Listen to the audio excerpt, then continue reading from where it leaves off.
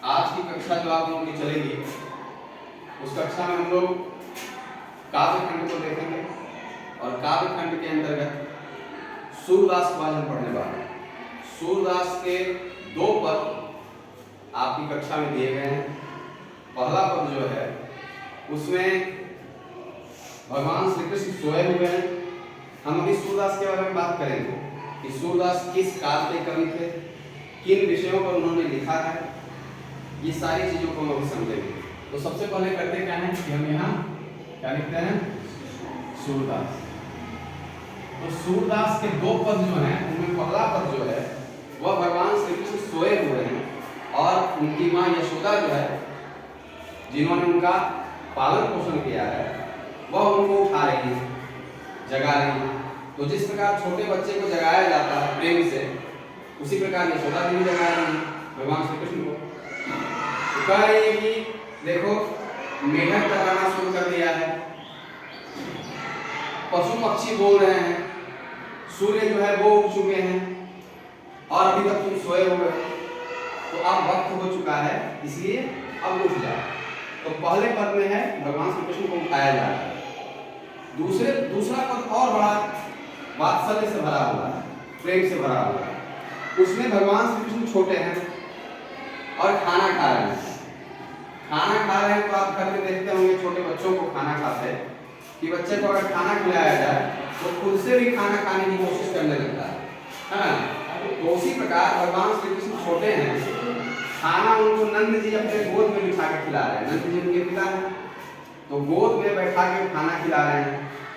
अब क्या है कि उसी के दौरान बाकी रानियां जो है वो देख रही हैं उनको। और खाने के दौरान क्या है कि कृष्ण क्या करते हैं, कभी कटोरा पकड़ लेते हैं, कभी एक मुट्ठी चावल ले लेते हैं, कभी खुद खा लेते हैं, कभी नंद जी को खिलाने की कोशिश करते हैं।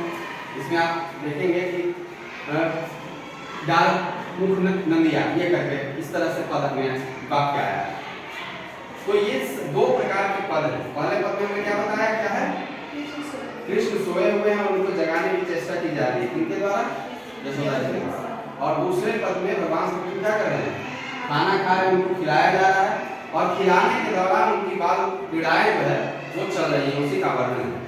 तो ये जानने से पहले हम जानेंगे सूरदास के बारे में।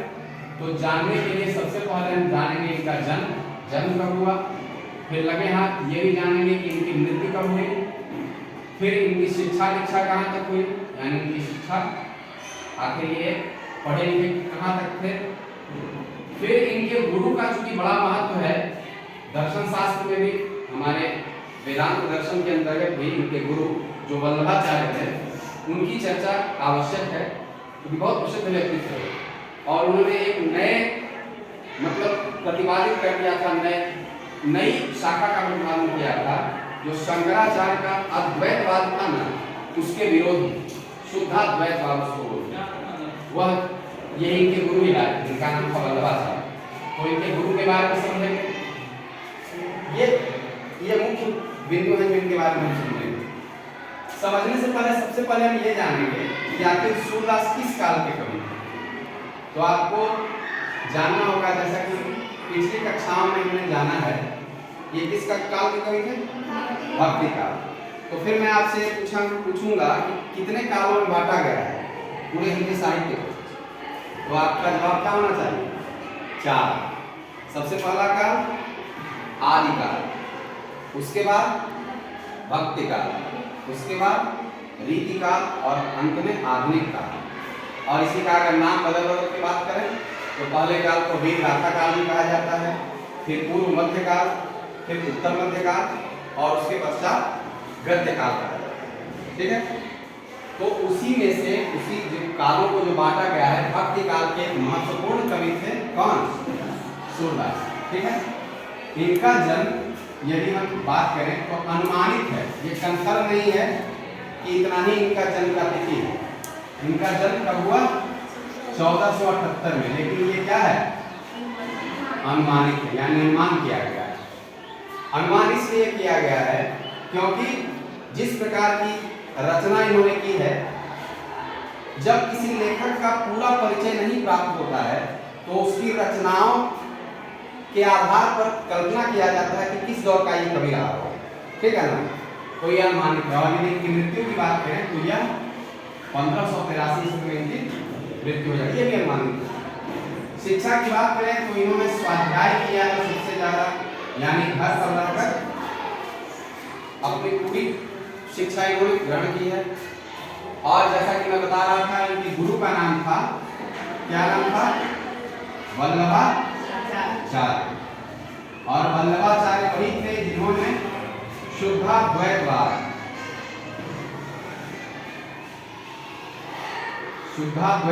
की का प्रतिपादन किया। और इसको प्राप्त करने के लिए इन्होंने जो मार्ग बताया है वह मार्ग है पुष्टि मार्ग।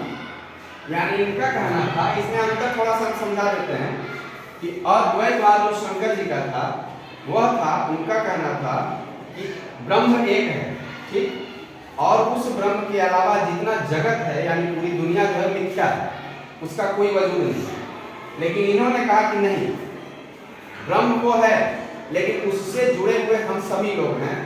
और अगर हम पुष्टि मार्ग के द्वारा जाएं, यानी भजन के द्वारा, भक्ति भजन के द्वारा हम ब्रह्म में मिल सकते हैं। ये इन्होंने शुद्धाद्वैतवाद की संक्षिप्त व्याख्या है, ठीक है। तो ये इनके बारे में, सूरदास के बारे में हमने समझा। अब ये समझते हैं कि भक्ति काल में जो 4 शाखाएं निकली, आपको पता होना चाहिए कि भक्ति काल में मुख्यतः 2 शाखाएं हैं।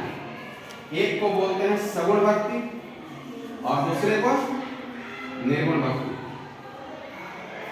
ये 2 शाखाओं में विभाजित हुआ आगे चलते।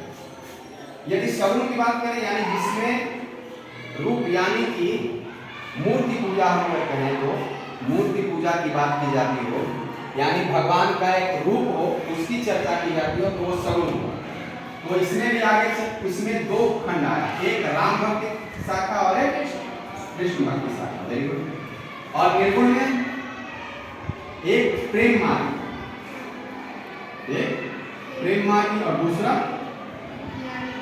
ज्ञान मार्ग। तो थोड़ी जानकारी हमको इसमें होनी चाहिए कि आखिर हिंदी साहित्य में इनमें से सबसे बड़े बड़े कवि कौन हैं। तो यदि राम की बात करें तो इसमें तुलसीदास है, सबसे बड़े कवि कौन है? तुलसीदास है।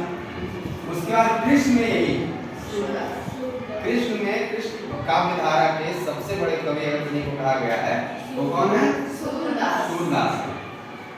फिर आइए निर्गुण, यानी जिसमें मूर्ति पूजा का विरोध किया गया, प्रेम मार्ग इसको, मतलब एक तरह से जिसमें किसी भी प्रकार का धर्म में पूजा पाठ से दूर की बात की गई है, तो उसमें ये है। और प्रेम मार्ग में सबसे बड़े कवि जो हुए उनका नाम है मलिक मोहम्मद जायसी।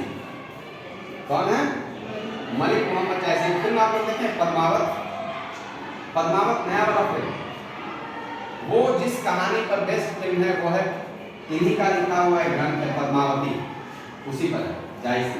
और इस तरफ का जो है पढ़े, उनका नाम है कबीर। ज्ञान मार्ग में सबसे बड़े लेखक कौन है? कबीर। तो आप समझ सकते हैं कि सूरदास का क्या महत्व है। पूरे भक्ति काल में सब कृष्ण काव्य धारा के सबसे बड़े कवि कौन है? सूरदास। ठीक है, कितना